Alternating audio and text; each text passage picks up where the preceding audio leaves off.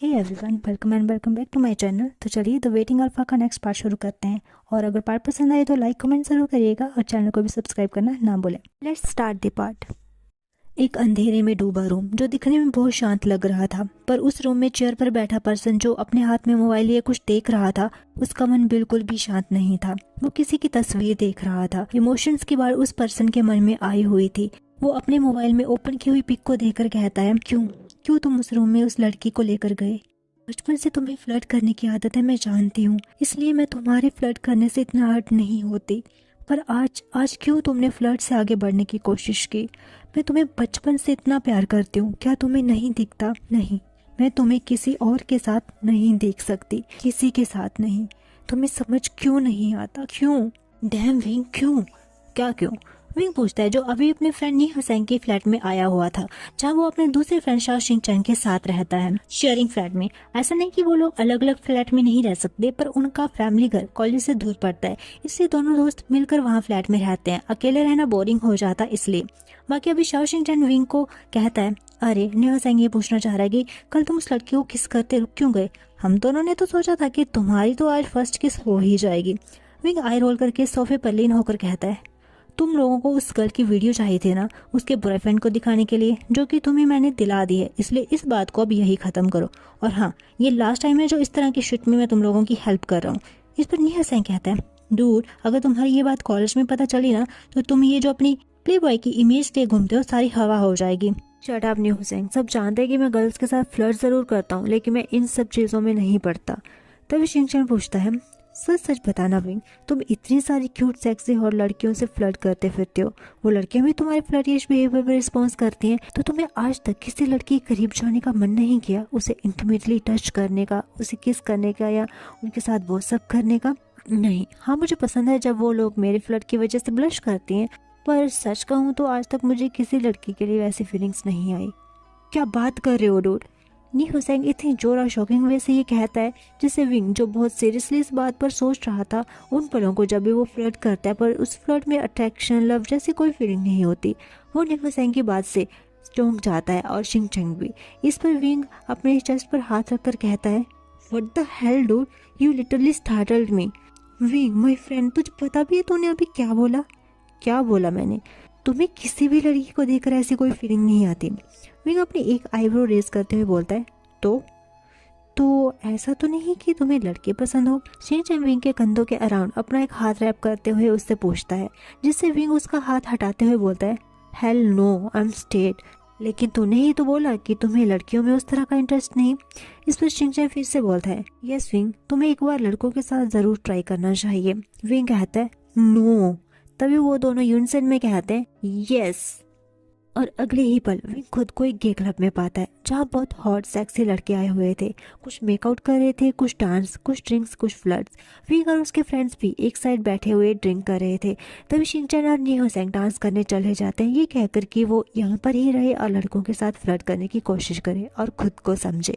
Wing अपनी drink ले रहा था, तभी उसके पास एक क्यूट येट सेक्सी लड़का आता है और उसे सेड्यूस करने की ट्राई करता है, पर विंग को उसके साथ फ्लर्टिंग में कोई इंटरेस्ट नहीं हो रहा था, तो वो सिर्फ पोलाइटली वहाँ से जाने के लिए कह देता है।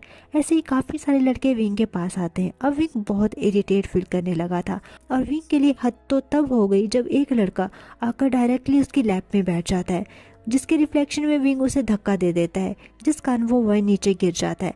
विंग को रिग्रेट होता है कि वो उसे कामली भी कह सकता था, तो वो उसे सॉरी कहता है, पर वो लड़का वहाँ से उसे सुनाकर कि वो बहुत रूड है चला जाता है। विंग एक साय करता है और अपने हेड को मसाज करता हुआ फिर से चेयर पर बैठ जाता है। क्लब की मस्ती में, उसके शोर में उन पर कोई ध्यान नहीं दे रहा था, सिर्फ 3 लोगों के अलावा, जिसमें 2 तो डांस फ्लोर पर डांस करते हुए उसके फ्रेंड शॉ शिंगचैन और नी हुसैन थे, और तीसरा था एक और पर्सन जो विंग के क्लब में एंटर होते ही उस पर नजर रखे हुए था, जो शुरू से विंग को ही बस देखे जा रहा था और उसके हर एक्सप्रेशन को नोट कर रहा था। वो चकल करता है विंग की हालत पर और उसके पास जाकर वो बैठ जाता है। वो विंग के ग्लास में ड्रिंक डालकर उसे देता है। ड्रिंक एक नज़र उसे देखता है और उसके हाथ से वो ड्रिंक ले लेता है, क्योंकि वो लड़का उस तरह से बिहेव नहीं कर रहा था जैसे वो सब कर रहे थे। तभी वो लड़का कहता है, फर्स्ट टाइम यहाँ आए हो? विंग अपना सर नोट करता है, वो स्माइल करता है और कहता है, मेरा नाम डैनियल है। वे ओशन, तुम मुझे विंग कह सकते हो। ओके विंग, वैसे तुम्हें देखकर तो अभी तक ऐसा ही लग रहा है कि तुम बॉयज़ में इंटरेस्टेड नहीं हो, फिर तुम यहाँ कर क्या रहे हो? विंग इस पर चुप रहता है। वो फिर से शक्ल करता है और कहता है, लेट मी गेस, तुम कहीं खुद को टेस्ट करने तो नहीं यहाँ आए कि तुम बॉयज़ में इंटरेस्टेड हो या नहीं? विंग हैरानी भरी नज़रों से उसे देखता है तो वो कहता है, तो मैं करेक्ट हूँ। विंग पूछता है, तुम्हें ही कैसे पता चला? इस पर वो लड़का प्लेफुली स्मग करते हुए कहता है, मैं लोगों के चेहरे को देखकर ही उसके बारे में बता सकता हूँ। विंग उसे डाउटफुली ग्लेयर करता है, जिससे वो लड़का डैनियल हंसने लगता है और विंग समझ जाता है कि वो उसकी टांग खींच रहा है। तो विंग कहता है, हंसना बंद करो। वो अपनी हंसी को कंट्रोल करता है और कहता है, सॉरी एक्चुअली मैंने तुम्हारी और तुम्हारे फ्रेंड्स की बातें सुन ली थी क्लब में एंटर होने से पहले, जहाँ वो तुम्हें इंस्ट्रक्शंस दे रहे थे। विंग आई रोल करता हुआ अपनी ड्रिंक पीता है। तभी वो लड़का कहता है, मैं तुम्हारी हेल्प कर सकता हूँ। कैसी हेल्प? तुमने तो महसूस किया ही होगा कि तुम्हें वो क्लिंकी वॉइस पसंद नहीं आ रहे, मतलब तुम्हें लड़कों का क्यूट बिहेवियर, उनका सबमिसिव होना तुम्हारे आगे पसंद नहीं, तो क्यों ना तुम डोमिनेंट को ट्राई करो। ऐसा कह के वो एक झटके से विंग को खींचकर अपनी गोद में बैठा लेता है। विंग जो उसकी बातों को समझने की कोशिश कर रहा था, खुद की पोजीशन रियलाइज करते ही आंखें बड़ी बड़ी कर लेता है। तो वो लड़का विंग के फेस को कैरेस करते हुए कहता है, यू पजल फेस, ये तुम बहुत क्यूट लगते हो। इस पर विंग ऑफेंडली कहता है, मैं क्यूट नहीं हैंडसम हूँ, और ये तुम क्या कर रहे हो? इस पर डैनियल चकल करता है और कहता है, yes yes my cute handsome boy, relax हो जाओ, मैं सिर्फ तुम्हारी हेल्प कर रहा हूँ तुम्हें समझने में। सारे थॉट्स भूलकर मेरी आंखों में देखो।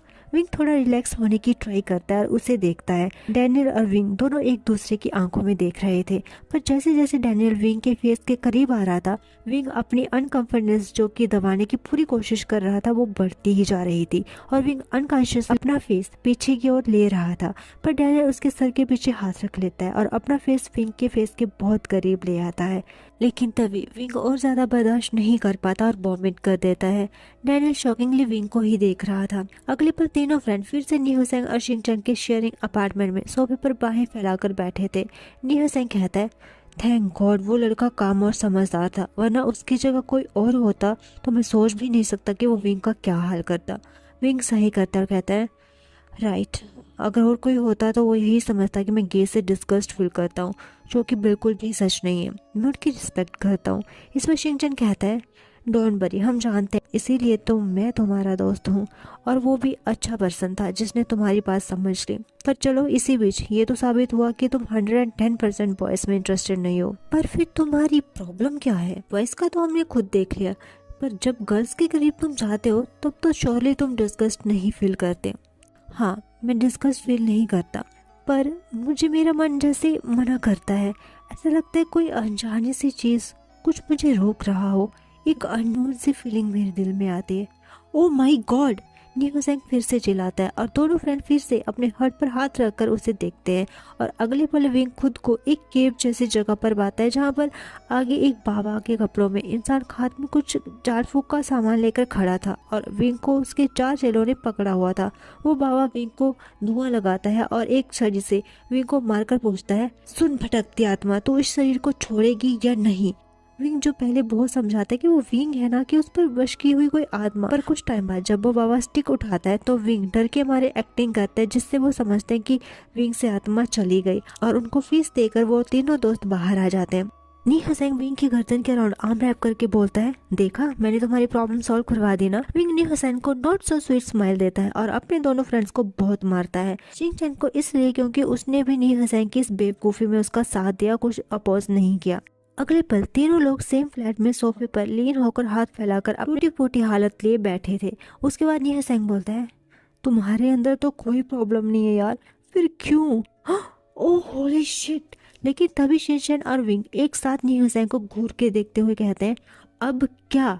नीहू-सेंग कहता है, बे ब्रदर, कहीं ऐसा तो नहीं कि तुम कहीं ऐसा तो नहीं कि तुम असेक्सुअल हो? और मैं तुम्हें डॉक्टर के पास। इससे पहले नीहू-सेंग अपनी बात पूरी करता, दोनों फ्रेंड एक साथ कहते हैं, शट अप नीहू-सेंग। नीहू-सेंग ऑकवर्डली स्माइल करता हुआ चुप हो जाता है। थोड़ी देर बाद विंग कहता है, मैं घर जा रहा हूँ, तुम लोगों के साथ और एक दिन रुका तो मैं पागल हो जाऊंगा। तभी शिंग-चैन भी कहता है, मैं भी रेडी होने जा रहा हूँ, मुझे अपने डैडी के पास जाना है। आखिरकार उसका दिल टूटा है, उसे संभालने के लिए कोई तो होना चाहिए। शिंग-चैन शू कंपनी के सीईओ शू यांग को पसंद करता है, जिसकी अभी न्यूली गर्लफ्रेंड बनी थी, वही लड़की जिसे विंग के साथ मिलकर इन लोगों ने एक्सपोज किया, विंग और उसकी इंटीमेट पिक खींचकर। नीहू-सेंग सैड फेसली कहता है, पर मैं कहाँ जाऊँ? विंग अपने घर लौट आता है। जहाँ उसे बहुत डांट पड़ती है उसकी मदद से। उसकी हालत ही ऐसी थी और अब वो पछता रहा था कि उसने अपना हुलिया ठीक क्यों नहीं किया यहाँ आने से पहले। वो खुद को ठीक करके लिविंग हॉल वापस आ जाता है जहाँ वेंचिंग और उसकी फैमिली वहाँ आए हुए थे, और आते ही उसे एक शॉकिंग न्यूज़ मिल जाती है क्योंकि वहाँ उसकी और वेंचिंग की मैरिज की बात चल रही थी, जिसके लिए वो वेंचिंग से बात करता है अकेले में। पर वेंचिंग उसे अपना प्यार के लिए बोलती है कि वो उसे कितना चाहती है। विंग उसे बहुत समझाता है कि वो उसके लिए ऐसा फील नहीं करता, पर वेंचिंग एक मौका मांगती है जिसके लिए विंग सोचने का टाइम मांगता है। और यही सब सोचता वो अपने बेड पर बैठा हुआ था, तभी उसे अपने सर पर हाथ फील होता है जो उसे जेंटली पैट कर रहा था। विंग कहता है, ग्रैंडमा तुम्हें कोई बात परेशान करी आशियान, मुझे बताओ। ग्रैंडमा मुझे कुछ समझ नहीं आ रहा, मैं क्या करूं? क्या तुम किसी और को चाहते हो विंग? नहीं ग्रैंडमा, पर क्या? पता नहीं क्यों ग्रैंडमा, पर जब से मैं 15 साल का हुआ हूँ मुझे हर बार एक सपना आता है, कोई धुंधला सा चेहरा जो बहुत दर्द भरी आवाज़ में कहता है कि मैं तुम्हारा वेट कर रहा हूँ। आई नो ये सब नॉनसेंस है, पर पता नहीं क्यों जब भी मैं किसी और के बारे में सोचता हूँ या किसी के करीब जाने की ट्राई करता हूँ तो एक अननोन सा पेन हार्ट में फील होता है, और वही आवाज़ मुझे याद आती है। अभी वेंची को मौका देने का अगर मैं सोच रहा हूँ तो ऐसे फील हो रहा है जैसे मैं किसी को खो दूंगा, कुछ अलग सा, मुझे नहीं पता।